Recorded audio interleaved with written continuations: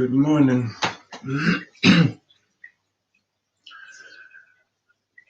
So I'm going to continue with Vimala's book, Voyage into Oneself.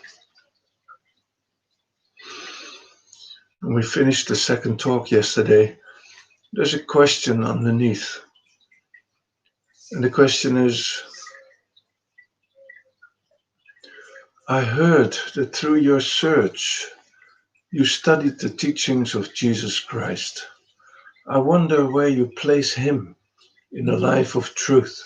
And Vimala says, why should I place him, sir? What do you mean by placing someone?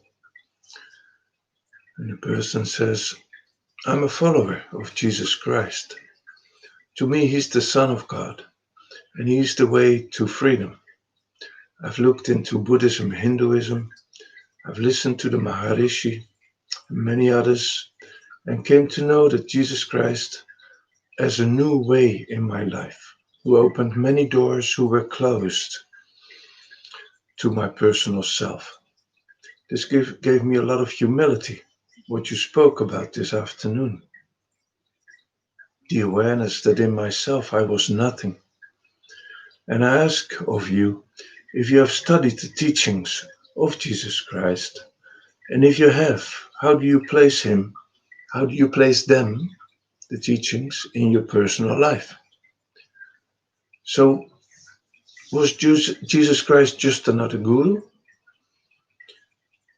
Or a very learned man who requested the truth just for himself?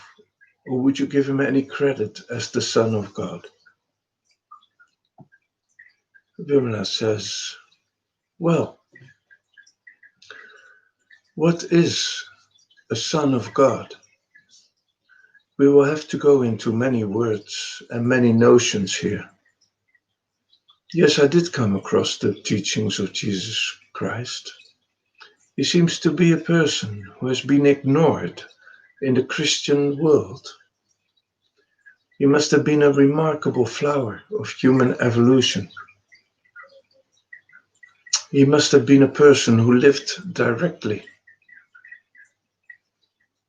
who must have been in direct communion with reality.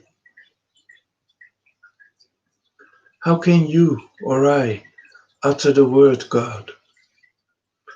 We do not know what God is.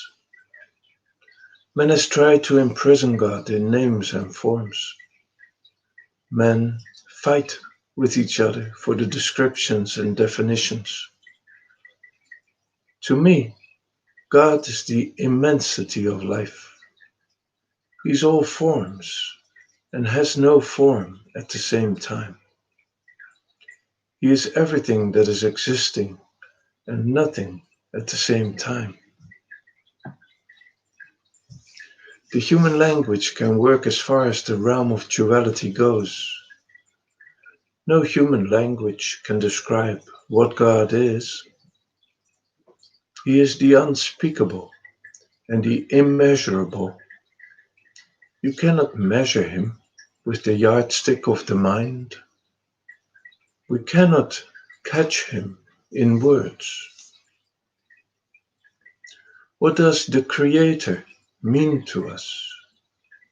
We do not know how one blade of grass grows up. We are surrounded by the mysteries of life, yet we are imprisoned in our petty and shallow minds. We want to catch the immense reality and the mystery through the small windows of our knowledge and experiences. One has to step out of the prison house that mind has created and intellect has decorated for us. One has to step out of it and stand exposed to the immense mystery of life. I have not got the audacity to place Jesus of Nazareth anywhere. Leave it to the scholars. We do not know how Jesus lived, but percolating through so many centuries, The purity of the Sermon on the Mount rings so true. If only the Christian world would turn to his teaching and find out what he really meant, there would be much less misery in the world.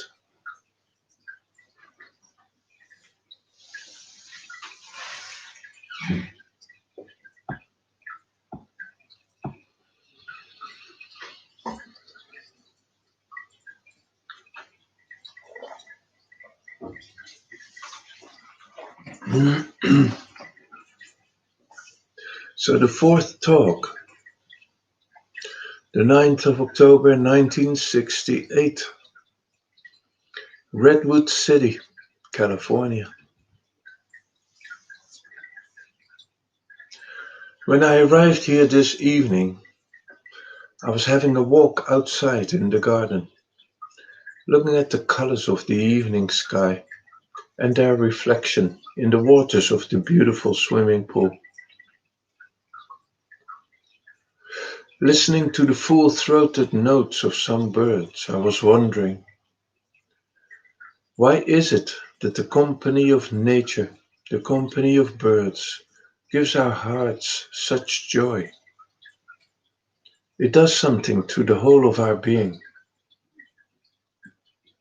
A blade of grass swinging in the air is a very tiny little thing. How does that blade of grass have the power of operating upon the whole of our being? A tiny bird perched on some branch, giving out a small note, makes one happy. Why? It seems to me that the blade of grass may be tiny, but it is whole. When it is trembling with the breeze, it is the whole being of that tiny little blade which is operating. When you see a small flower, it is there in its totality. Life seems to be total movement. Wherever there is fragmentation or partial movement, there are sown the seeds of misery, sorrow, and ugliness. Fragmentation seems to be the soil in which sorrow breeds. If you look at the day-to-day life that we are living, it is full of suffering, of untold, unnumbered shades and nuances. All that seems to be due to fragmentation of life, ah, all that seems to be due to fragmentation of life that our mind creates. The first fragmentation created by the human mind is of spiritual life and material life, sensual life and spiritual life, mundane secular life and a religious life. This division is created by the human mind. Then for the secular and the mundane, the worldly life, we create a code of conduct and a pattern of behavior. And we have another set of values for the so-called spiritual life. The fragmentation thus develops. There are many branches into which fragmentation goes, blossoming out. We go on cutting the universe. We go on cutting the universal whole life into small fragments, into which we can adapt ourselves. The sets of values created for these various fields become rigid in our psychological structure. One set of values may not be in harmony with another set of values. So we try the tightrope circus. We try to be secular and we try to be spiritual. We want to adjust to the political, the economic, and the social life. The whole time, day and night, Man is busy adjusting to the sets of values and patterns of behavior created by his own mind. That has become the content of our daily life. When there is lack of harmony, then there is tension. When I try to suppress the tension, it grows into a chronic conflict. When the conflict becomes chronic, the personality gets split. There is a contradiction which I carry within me. When the contradiction is manageable, I try to take care of myself. When the contradiction and the conflict cannot be controlled, managed, and regulated by me, I become neurotic. I have many idiosyncrasies. As long as these are only idiosyncrasies, which have not become rigid and solidified, and with which I have not identified myself, my friends and relatives do not take very serious notice of it. When they become rigid and start getting edged and sharp, then you are called a person developing a neurosis. Fragmentation of life becomes a curse. It develops into neurotic trouble. If there is a complete division between the secular and the spiritual life, or there is a complete division between the secular and the spiritual life, one becomes callous, ambitious. Whenever the conscience starts pricking, one runs after some spiritual teacher, master, or guide. One tries to find out a way to pacify the conscience, which starts pricking. Thus, there are hours of prayer and days of meditation. There are days of secular activity, and man starts playing multiple roles in life. It seems to me that this basic fragmentation leads to hypocrisy. This is why man cannot mature. He cannot give out the beauty of the totality of himself.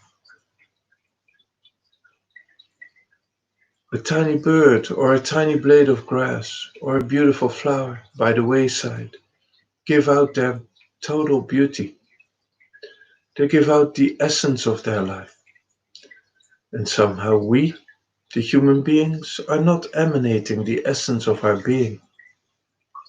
We're playing roles and giving out calculated things to the surroundings. Religion seems to be the way of living in totality, in your whole being. Religion seems to be the way of being what you are every moment of life. In whichever situation you may be placed, you are what you are, and you are totally there. So a religious person begins to inquire why mind creates fragmentation. The inquiry of truth and reality is not the inquiry of what is beyond death, or what is beyond the sensual. This inquiry does not begin there. It begins with what is here and now. I was wondering if we could go into this evening. Life is one indivisible whole, which cannot be divided into compartments. Compartmentalization of life, fragmentation of one's being, is the only barrier in the path of religion.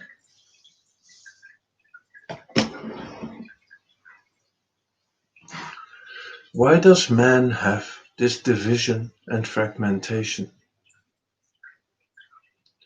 When the human life must have begun on this globe, some millions of years ago, man had to discover himself and find out what he was.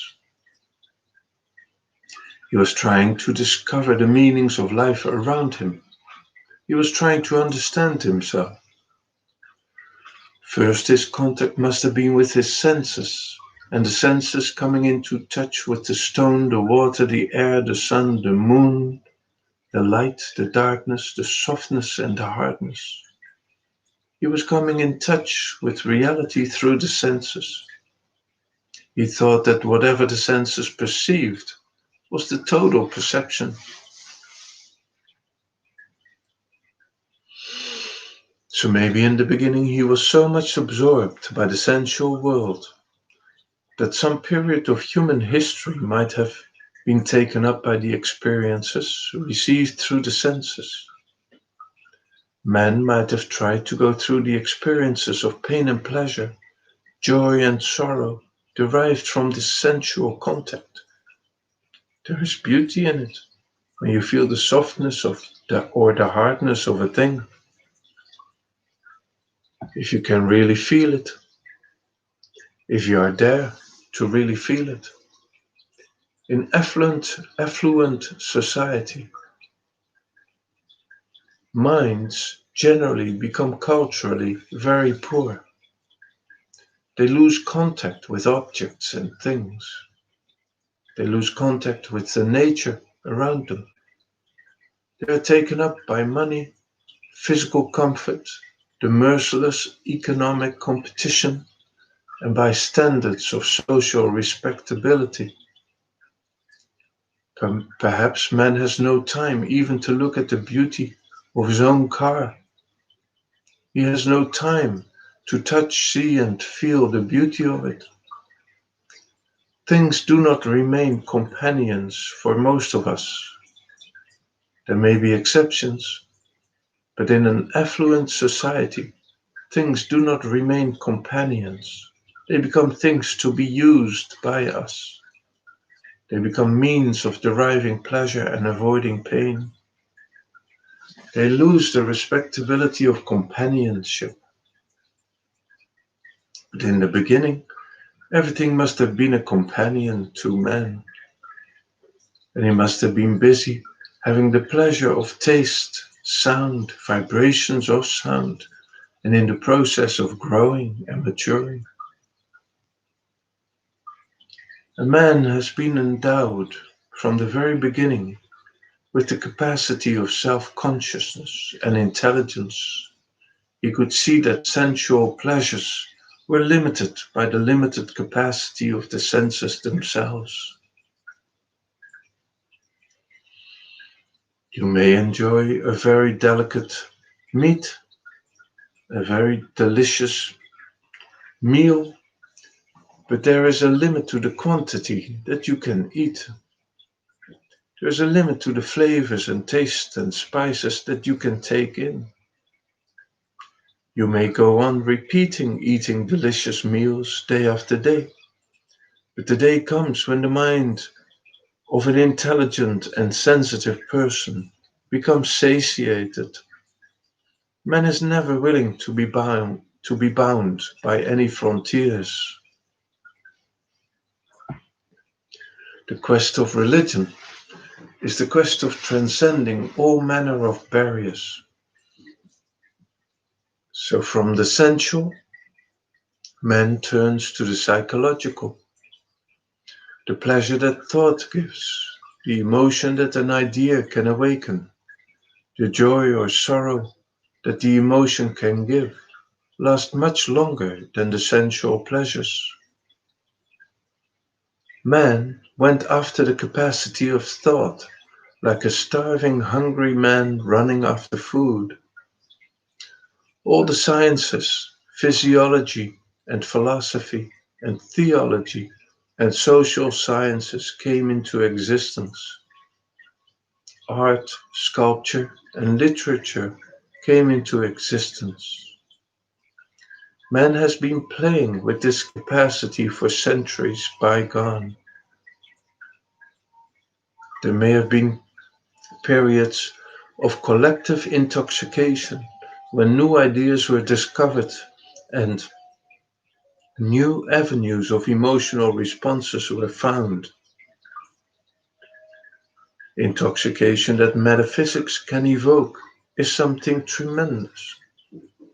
A thought is much more intoxicating than any alcohol in the world.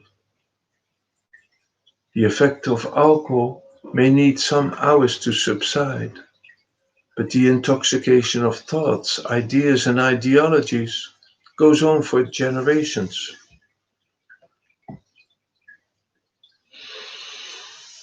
An intelligent and sensitive person finds out very soon that this business of approximating our lives to ideas creates an additional duality. In the sensual world, we have the duality of the objective and the subjective. In the psychological world, we have the duality of an idea and a fact. I understand what the fact of my existence is. I know what I am, and I think every person, whether he likes to confess it to himself and to share it with others or not, is capable of finding out who he is. He knows what he is, the ugliness, the beauty, the cruelties, affection, and violence. We seem to be an amalgamation of all these tendencies, passions, and drives. Man does know it. Now he has a set of ideals with which he wants to approximate his life. So he runs after that. Instead of trying to find out what envy is and how it comes into existence, man starts running after the ideal of non-envy.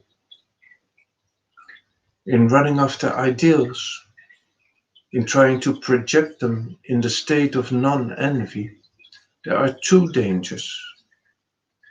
One may try to suppress the fact within and not understand it, nor get it resolved. And one may try to suppress it on one hand and thus pretend to be what one is not. One tries to imagine, project, or to hypnotize oneself. After all, an idealist is one who goes through the process of self-hypnosis.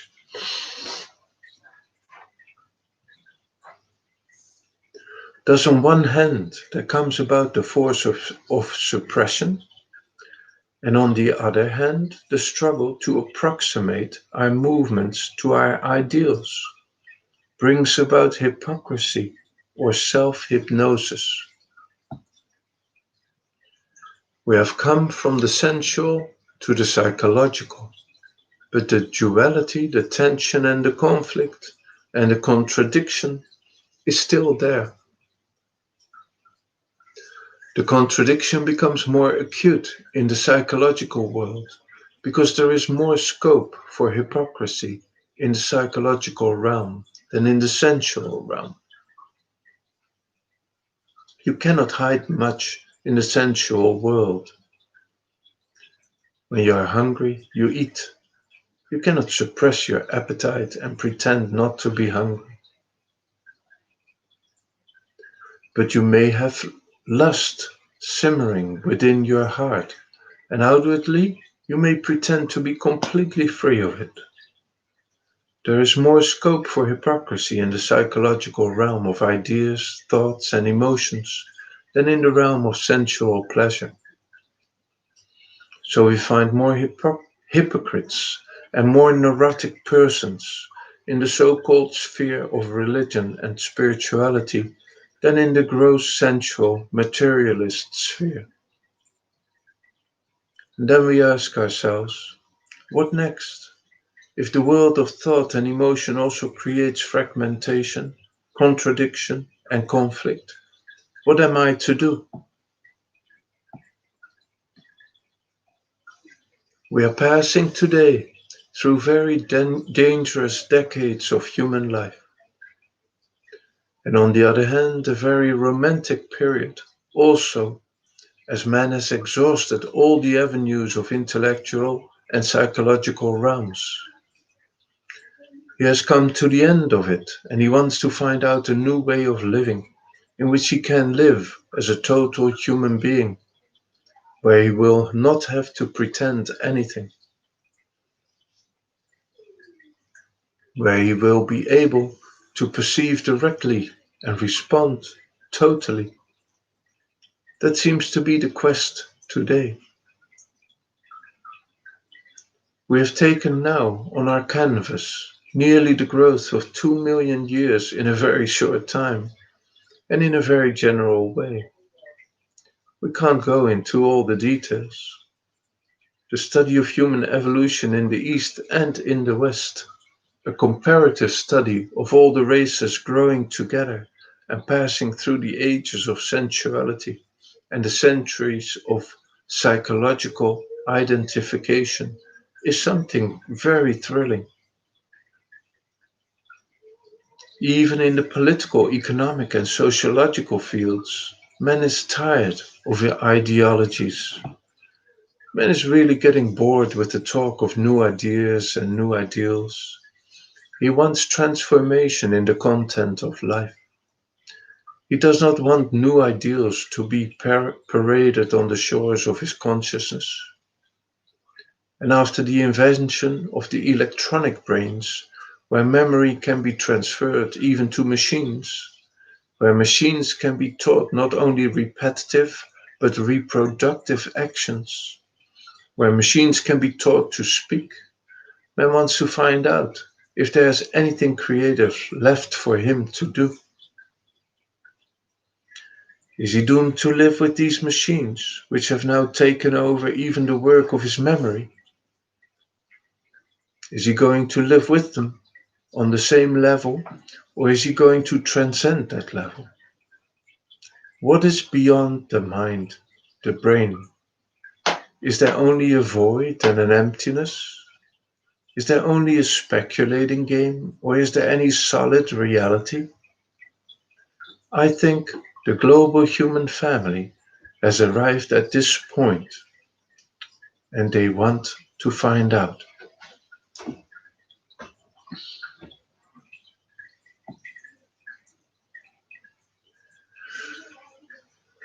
So